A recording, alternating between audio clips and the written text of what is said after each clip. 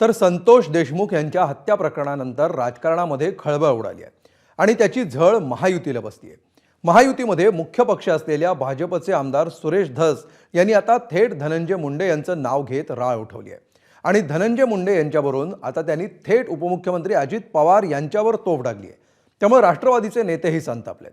आता मुख्यमंत्री देवेंद्र फडणवीस आणि अजित पवार यावर कसा मार्ग काढतात ते पाहायचं आहे। पाहूया धस आणि राष्ट्रवादीतल्या संघर्षाचा हा स्पेशल रिपोर्ट।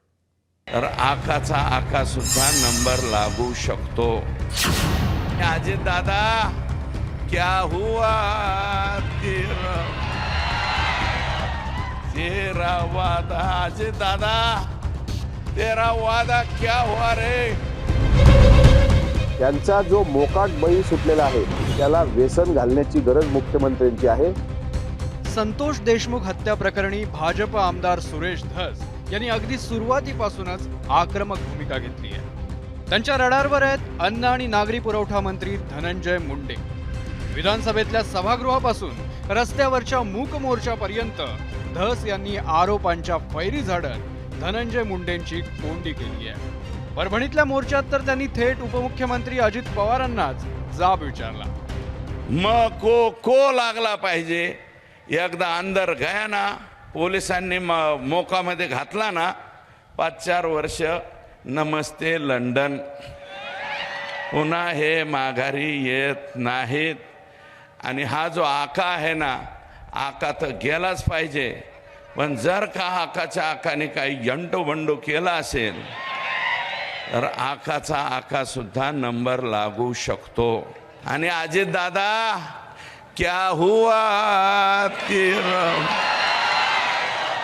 तेरा वादा, अजित दादा तेरा वादा क्या हुआ रे। काय को इसको अंदर लिया, ये अंदर लेने का जैसा नहीं है। अरे तुमच्या स्वतःच्या जमिनीवर दुसरे लोक आणून विमा भरणं हा नवीन पॅटर्न ह्या परळेवाल्यांचा। आणि दादा क्या हुआ, दादा हे काय केलंय तुम्ही। सुरेश धस यांनी अजितदादांनाच वादात ओढल्यानं राष्ट्रवादीचे नेते संतापले। सुरेश धस यांना मुख्यमंत्र्यांनी आवर घालावा, नाहीतर महायुतीत ठिणगी पडेल असा इशारा राष्ट्रवादीच्या नेत्यांनी दिलाय। ते भाष्य करतायत ते राष्ट्रवादी काँग्रेस पक्षाच्या राष्ट्रीय अध्यक्षांना दातमनगट खाऊन जर विचारत असतील तर त्यावर आम्ही बोलणार आहोत की नाही। त्यांचा जो मोकाट बैल सुटलेला आहे त्याला व्यसन घालण्याची गरज मुख्यमंत्र्यांची आहे। त्यामुळे मुख्यमंत्र्यांनी यांच्या प्रवृत्तीला आवरावं। सुरेश धसांनी जरा अजितदादांवर बोलण्यापूर्वी 10दा विचार करावा, अन्यथा महायुतीमध्ये जर द्वंद्व युद्ध निर्माण झालं तर त्याला जबाबदार सुरेश धस राहतील, ही नोंद घ्यावी। सुरेशांना जाणीवपूर्वक महायुतीमध्ये मिठाचा खडा टाकण्याचं काम करतायत। माझा सुरेशांना धस यांना प्रश्न आहे की अजितदादा काय बोलले होते की चौकशीमध्ये जो कोणी दोषी आढळेल त्याच्यावर कारवाई करणार म्हणजे करणार। मग चौकशी चालू असताना सुरेश अण्णांनी अजितदादांना का प्रश्न विचारावा, म्हणजे तुमचा गृह खात्यावर विश्वास नाही का की गृहमंत्र्यावर विश्वास नाही, याचं उत्तर अण्णांनी द्यावं। राष्ट्रवादीच्या नेत्यांच्या या संतापानंतर पुण्यातल्या मोर्चात सुरेश धस यांनीही पलटवार केला आणि अजितदादांना मुंडे कंपनीचा वेढा असल्याचा आरोप केलाय। अरे राजकारण काय माझ्या बांधवांनो, मला सांगा ना। हे सोडलेत काही जण। सूरज चव्हाण बोलला माझ्यावर। सूरज चव्हाण, अरे तू बालवाडीत सुद्धा नाही अजून, तू माझ्यावर बोलतो। बालवाडीतल्या लेकरांनी माझ्यावर बोलू नये। मला संतोष देशमुखच्या मृत्यू प्रकरणावरून फोकस हटवून द्यायचा नाही।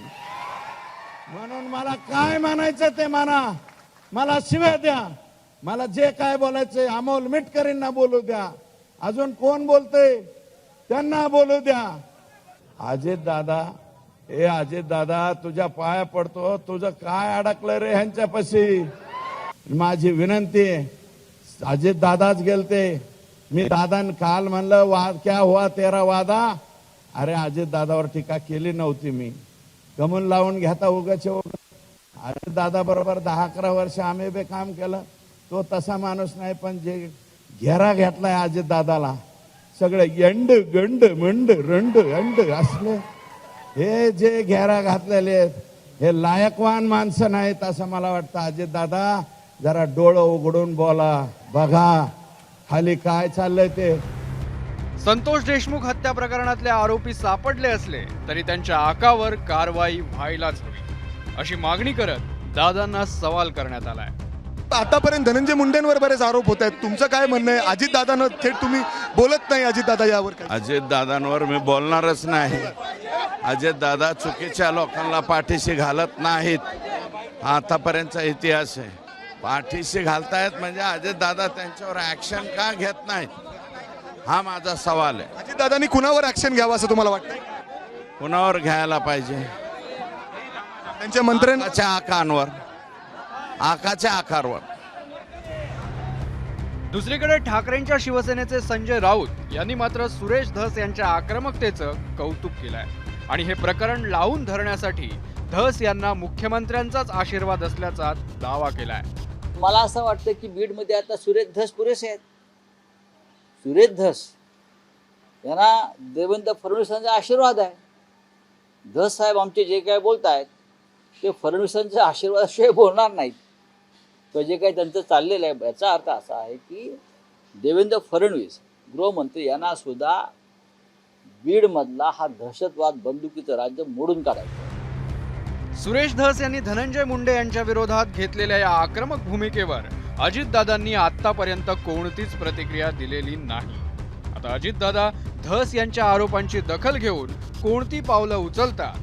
राष्ट्रवादीच्या नेत्यांनी इशारा दिल्याप्रमाणे धस यांची भूमिका महायुतीत ठिणगी पडायला कारण ठरणार का, हे पाहावं लागेल. ब्युरो रिपोर्ट, एबीपी माझा. एबीपी माझा, उघडा डोळे बघा नीट.